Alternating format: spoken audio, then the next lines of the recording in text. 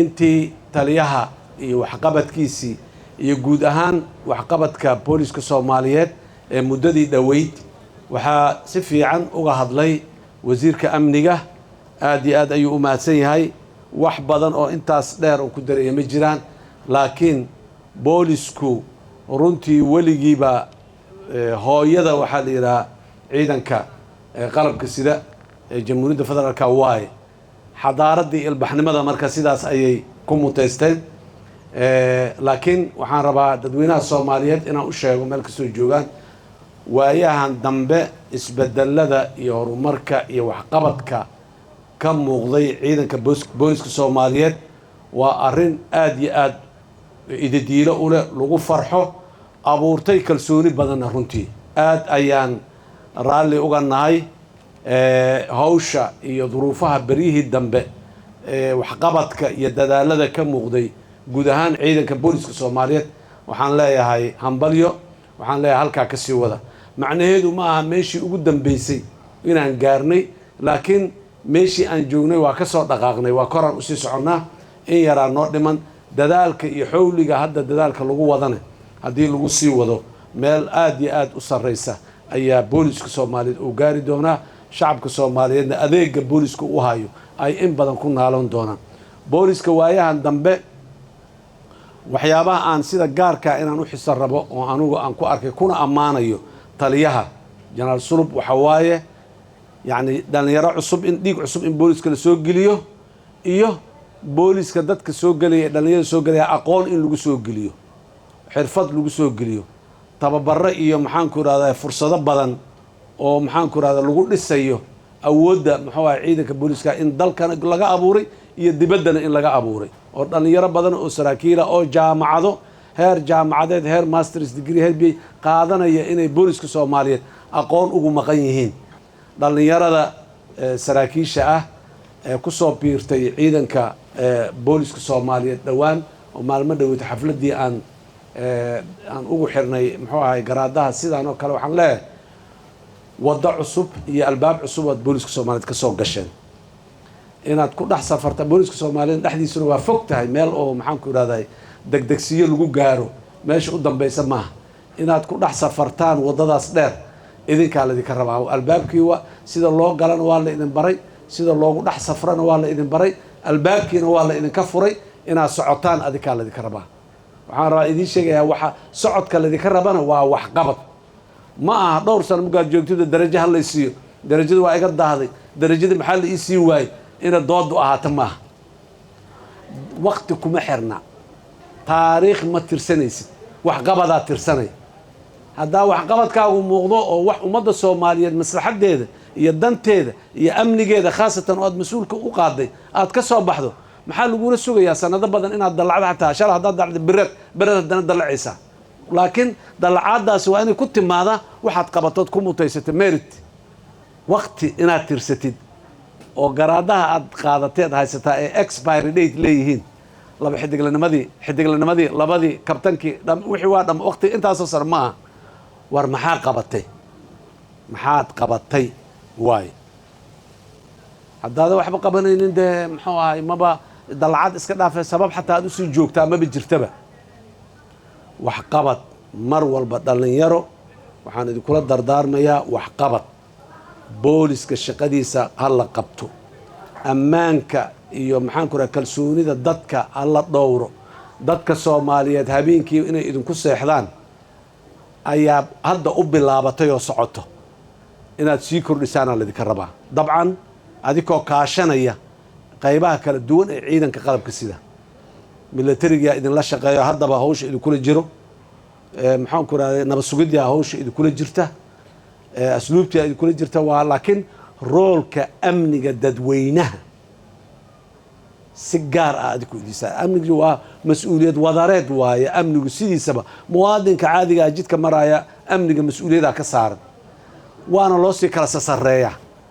laakiin qofka muwaadinka magaaladan degan caawa seexanaya amnigiisa mas'uuliyadda koobaad qofka ay saaran tahay ama ciidanka ay saaran tahay waa ciidanka booliska Soomaaliyeed waxaan rabaa marka General Sulub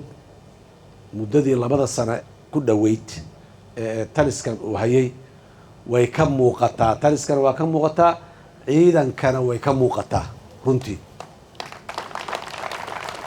waa ku ammaanayaa waana ku hambalyaynayaa dadaalkaas iyo dhiiran waxyaabaha oo wax badan maanta Soomaalida maanta uga maqan yahay waxaa kamid ah dhiiranaan la'aan. waa la dhiiranayaa wixii lagu jiray in la bedelo oo wax waaga cusub loo dhaqaaqo ayaa lagu dhiiranayaa. marka runtii waa ku ammaanayaa taliya sulub inuu waxyaabo badan oo hore loogu dhiira jirin inuu ku dhiiraday. meeshii ciidanka booliska Soomaaliya soo kabashadiisa waa is soo taraysay taliyo waxbuu ku sii darayay kii uu ka laakiin meeshii ugu yimid asaguna in badan inuu ku sii daro runtii oo aad iyo aad wax raali looga noqdo ah. boolisku cimrigiisuna waa la garanayaa intuu jiro, laakiin sanadahan dambe ee duruufuhu ay jireen maalin walba meeluu soo marayay, taliyihii joogaba meel buu sii gaarsiinayay, waxbuu ku sii beerinayay, waana sida kaliya ma jira hal taliyo waqti inta yimaado ciidan kamid ah cirka gaarsii kara, laakiin meeshii uu joogay ma ka waday intee in la ego ka waday waxa la isku qiimeynayo waa intaas. taliya sulub runtii meeshii ugu yimid ciidamada waa ka dhaqaajiyay dhinac walba, hadday tahay qalab, hadday tahay dad, hadday tahay maxaan ku raadahay maamul, hadday tahay muxuu ahaa infrastructure-ka ciidamada.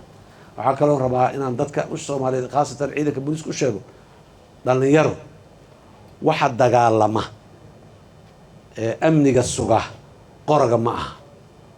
aha bastooladda qoraga maxaan ku raadahay machine gun abakankii kale tiknikada maya ma aha. waxa amniga sugaahay waa qof waaye qoraga ma aha. qofkuna waa inuu niyadda san caqliga suuban dadaalka muxuu ahay fiican u diyaarsanaanta daacadnimada oo uu xilkiisa iyo mas'uuliyadiisu qabo inahaasoo dhan ina kaloo badan muga isku tagaan qofka ay ku duxaan waa markaas marka amniga uu sugmayo shaqada uu qaban karaana ay shaqo rasmi ah noqonay. sidaa hooyadii ciidanka qalabka sidoo dhan aad u haydeen ciidanka xoogga dalka markii la aasaasay saraakiil booliisa lagu aasaasay waa la garanaya ciidanka labaad uu ku soo xigo ah. ciidamada muxuu ahay amniga ee maamul goboleedyadana hadda dhismahoodu socdane sidaasoo kale ayaa saraakiil badan oo maxaan ku rahaa booliska Soomaaliyeed yaa ayaguna lagu dul dhisayaa oo hayo oo indhawa oo macallimiin oo khibrad u ah. barihan dambe waxaa badnaayon arkay saraakiil iyo ciidan maamul goboleedka ka soo wareegayo oo booliska federaalka u soo wareegaya. sax maahan. waxay ahayday saraakiishiinaan inaad taliska dhexe iyo booliska Soomaaliya intaa ka wareegtaan inaad u wareegtaan muxuu ahay booliska iyo amniga dowlad goboleedyada inaad u wareegtaan ay ahayd. laakiin hadda waxaad u malaysaa dhinaca kale safarkii inuu soo socdo. siyaasadda laga yeelan doonaa waxyaabaha noocaas laana ninkii maalin la tababaray oo wax bartay oo joogay dowlad goboleedkiiba hadduu soo baxo uu soo aado marka dee waa maalin walba kow ka soo bilow bilowna ma soconayso. waxaan rabnaa oo aan dhiiri gelinaynaa ma aha taliyaha ciidanka booliska Soomaaliyeed inuu sarkaal inta bedelo dowlad goboleed helay iyo degmo hebel lagu bedelo la yiraahdo. waxay tahay sarkaal xarunta dhexe ama taliska dhexe ciidanka booliska Soomaaliyeed ka tirsan inuu wareego oo la yiraahdo wuxuu ka daraawiishta dowlad goboleed hebel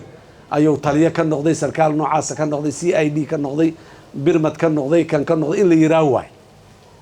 sida kale ma ah. insha Allah taala taasna waa ku xaynaynaa mar kale waxaan leeyahay booliska Soomaaliyeed hambalyo si gaara waxaan hambalyo u leeyahay taliya sulub oo aan runtii aan maantana halkan laga wada qiri doono aabe maxaan ku raadaay iyo khabiir iyo hoggaan booliska Soomaaliyeed ahaana doono insha Allah. mahma kan duruuftu meel ka soo geyso Janaal Bashiir waa joogaa, waxaan inta uga jeedaa Janaal Xijaar oo asna inta fadhiyo yani muxuu ahay Janaal Mukhtaar waa u jeedaa. meesha laguma kala maqno qofku mar hadduu dhiigga booliska galo kama baxo waa ku dhex jira haddii xataa wasiirre ay noqdeen ama maxaan ku rahdaa meelo kale ay noqdeen xataa weli booliska maanta meel isugu tagay haddii la yiraahdo inay dhex taagnaadaan ayay jecel yihiin. waa haybad waay inuu boolisku haybad yahay ayay tilmaan u tahay. aad iyo aad u mahadsantihiin. wassalaamu calaykum.